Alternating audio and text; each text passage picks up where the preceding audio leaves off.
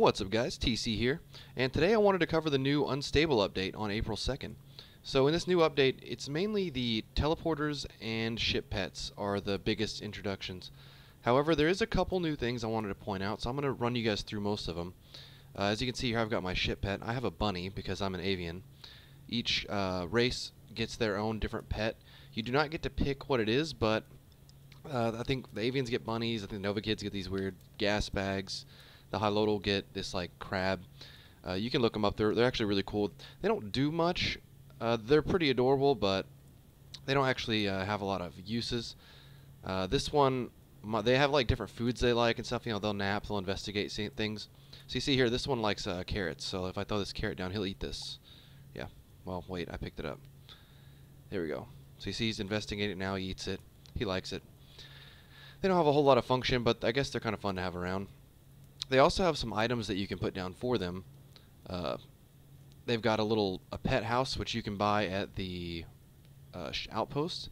They've got a food bowl, and they've also got a little ball that they like to play with. So here, we'll throw the ball, and they'll usually go running after it when it's thrown. But mine seems to be kind of retarded right now. So let's try again. Okay, come on. There we go. Here he goes. Yeah.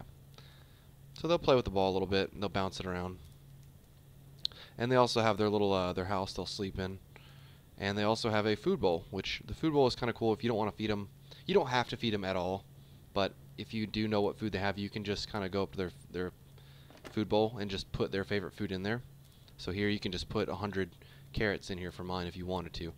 It's entirely not required. You can just leave them alone and they won't die or anything.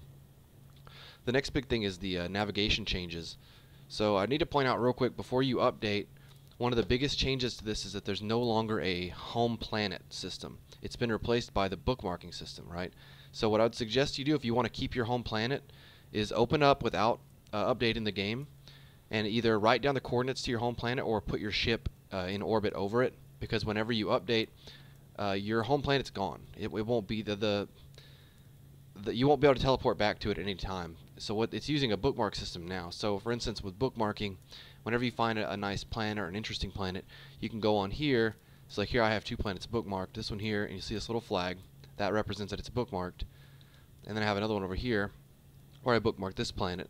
And you can check out what bookmarks you have. So here I have one I listed as cold. You can put a description in. And this one here had lots of wildlife, so I wrote it down.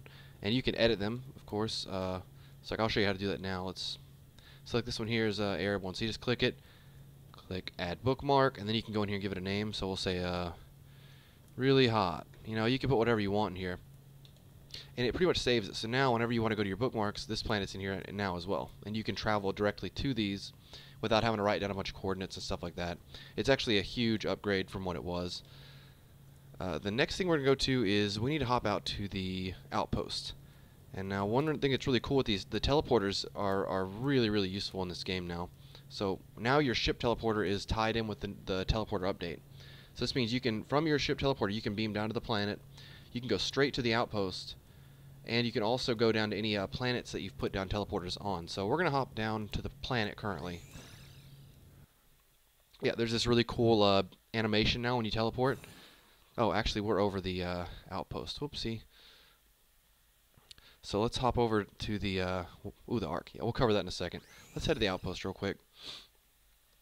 And essentially, the first time you go to the outpost with the teleporter, you'll have to register it, and you'll see in here that I have already registered it. And so you won't be able to go there immediately, but you just travel to the outpost, go kind of to the back over here, and you'll see there's a new little stand that sells teleporters, right?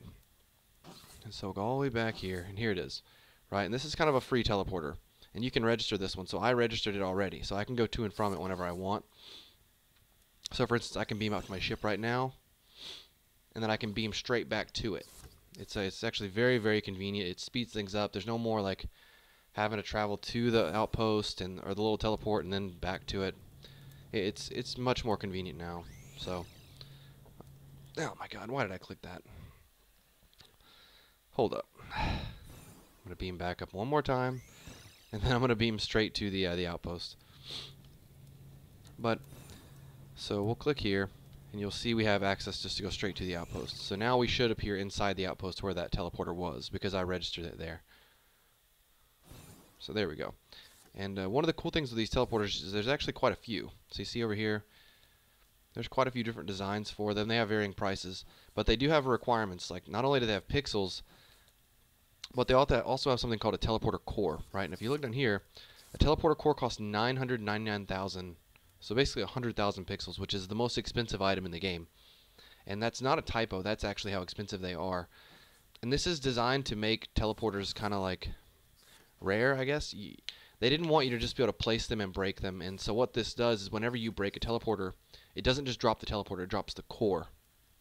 So you could essentially go down to a planet and, you know, put your teleporter there and beam up and down a bunch, and then just break your teleporter and keep running around the galaxy with just one teleporter. And they didn't want that, so they made it where whenever you break a teleporter, it drops just this core.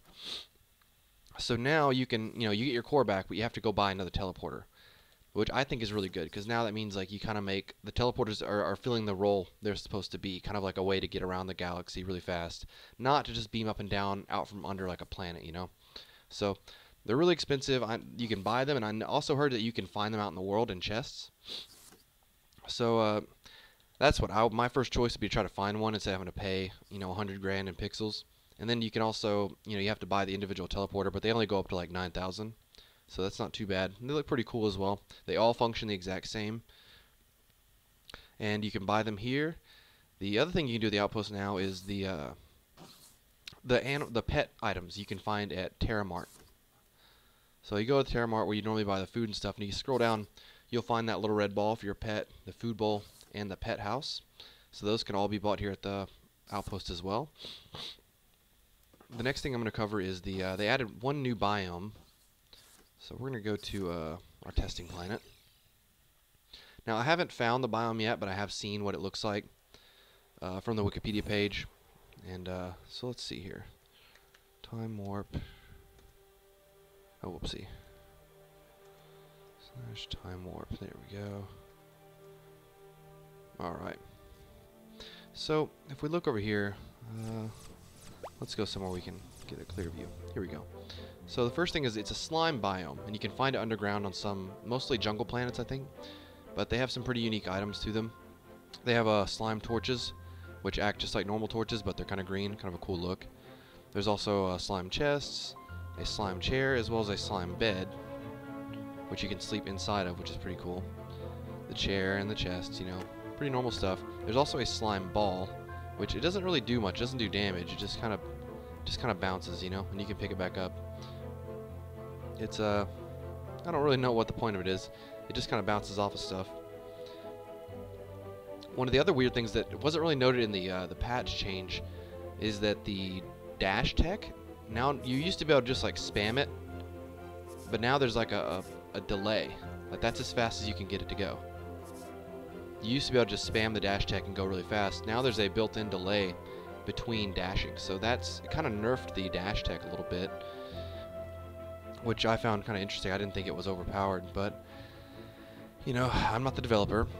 The next thing they did is they changed the way some of the guns they use energy quicker now, but you also regenerate energy quicker. So let's switch over to normal mode. So if you watch my my energy bar, you'll see that this thing actually runs out of energy quicker, but it also regenerates energy much faster. So here you'll see we're shooting this bird here, and we're regenerating energy almost the whole time. And see, it comes up much quicker now, which I think is actually a lot better.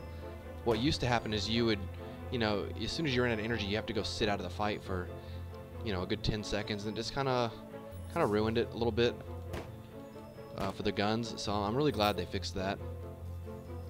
The last thing I think in the update, oh yeah, the arc. Now this is kind of a story mode thing, but we're gonna pop up there real quick. Let's see. Oh yeah, spoiler alert! If you're not interested in seeing any of the spoilers, this is kind of a story mode thing. So here's your chance to switch out from that if you're not interested. So to get to the arc, you're gonna want to go to the outpost, or any of those little the outpost teleporter, like that little floating chunk that you have to go to get to the outpost. So this should be all the way back here. Oops, let's switch admin off. There we go. return to the gate. And from the gate here, you'll see that there's actually a new option to go to the Ark. And the Ark is a really big, apparently important part of the... Okay, no, that's not correct. Well, that must be a bug, but... Let's see here. Let's go up to our ship and try to go down directly to the actual gate, because that's not supposed to happen. That was supposed to bring us to the little floating chunk. Now, let's see if this will... Let's try this. I should be over an outpost right now. There we go. So this is where you want to go to get to the Ark. And if you step up on here, you'll see you have your normal option for the outpost, but now you have the Ark. And so you beam to this thing. There's no way to put a teleporter here yet because it's a protected zone, but you can just go here like that. And there's not a lot known about this area. It's got some really mysterious stuff to it. If you've been following the development, you've probably already seen this, but it's new to the Unstable branch, so I think it's a lot of really cool stuff, and I'm really interested in seeing what the story becomes. So, it's kind of a long teleport here. Come on. Wow, what has taken this one so long? There we go. Okay, so when you come over here, if you come to the left, you'll immediately see a little outpost. Someone's been here. And if you go over to the left, or to the right, you'll see this little area here. And it's got these really weird glowing glyphs, which are pretty cool looking. If you follow it up, you'll see more glyphs. It looks like that tentacle monster in the planet. I think it destroyed Earth. I think that's part of the story. And you'll see there's some actually really cool stuff in the background. And so here's the new gate. And so there's something to do here. There's some way to open this gate. Something to, I think it's keys you have to get. From what I understand, each race is going to have its own key you have to get. And here's more of these glyphs that apparently are telling some kind of story. And this looks like the 6 races, although not including the Nova kids, I don't think. And if you go over here, I think this is just the end of it. And if we put on Fulbright, you can actually see there's a lot of really cool stuff in the background here. So if you look over here, there's that big tentacle monster. If we go up, this appears to be some kind of, I don't know, like older race or something that fought the tentacle monster. Tentacle monster. Sorry, I'm a little bit sick, people. You have to forgive me. And so yeah, this is it really. This is everything new that's on the new update. There's also a little spot up here to the left. There's nothing in it though. This is the only place like this in this little corridor, but there's nothing in here. So that'll probably be its own thing eventually. But that pretty much covers everything in the update. I think, well, yeah, there's a new vanity armor I forgot to cover here. It's just slime armor. You find it in those slime biomes. And so this is all it really looks like. Not terrible. It's alright looking, kind of cool. But that's about it. I hope you guys enjoyed. Please rate, like, comment, subscribe, and I'll talk to y'all later.